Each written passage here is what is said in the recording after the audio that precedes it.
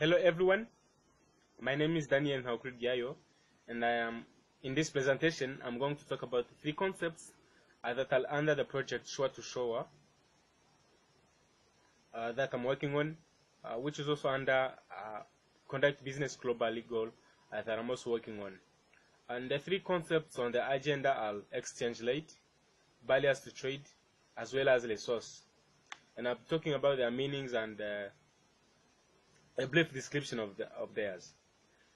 And then, what is exchange rate? An exchange rate is the price of nation's currency in terms of another currency.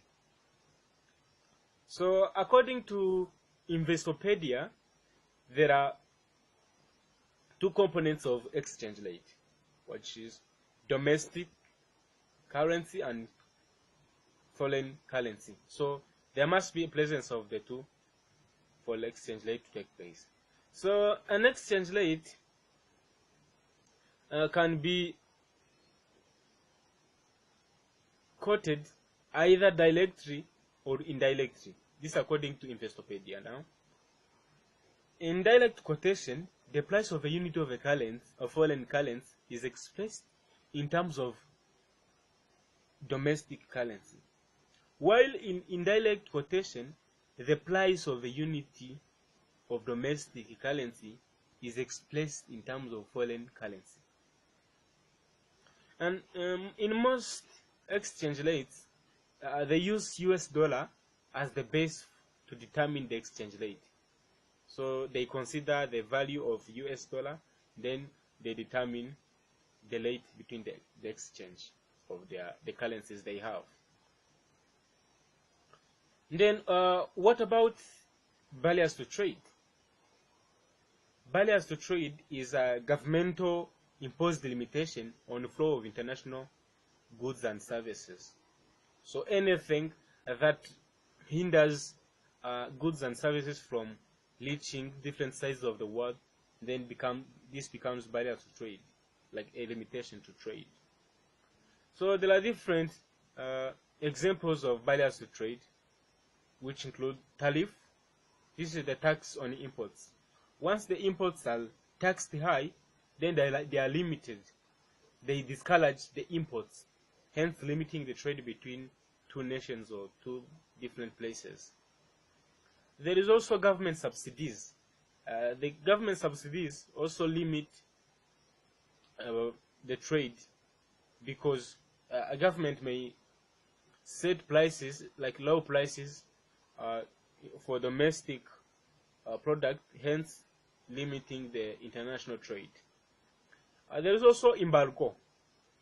Like if a nation takes a measures that prevent it from trading or working together or cooperating with another nation, then this becomes a barrier to trade, because once the two nations or two different localities or companies are not working together, then the trade can't go on.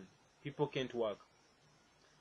Another example of barrier to trade is protection. So some countries set measures to protect themselves, and then they don't work with other countries or other companies.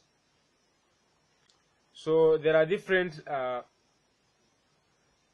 barriers to trade examples, and generally anything that hinders trade then becomes a barrier.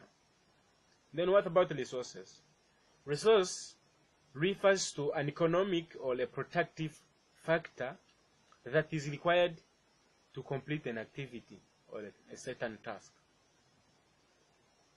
So actually the resource help any company or any manufacturing company to achieve its desired goals, because it combines them to reach to the goal or give the outcome. There are three most important resources that many companies need. We have land, like the location of a company or a physical land. There is labor. Labor is all about human resource and different people to work in order to complete that certain goal or certain task. There is also capital, like this finance or other means through which a company may start. Those are the major or the most important resource. But again, there are also others like energy, information, and time. Those are also resources. So generally, resource have a great impact on any company, because once there is no resource, then it might be hard to accomplish a certain task. And thank you so much for being attentive to my presentation, and I hope you enjoyed it. Bye.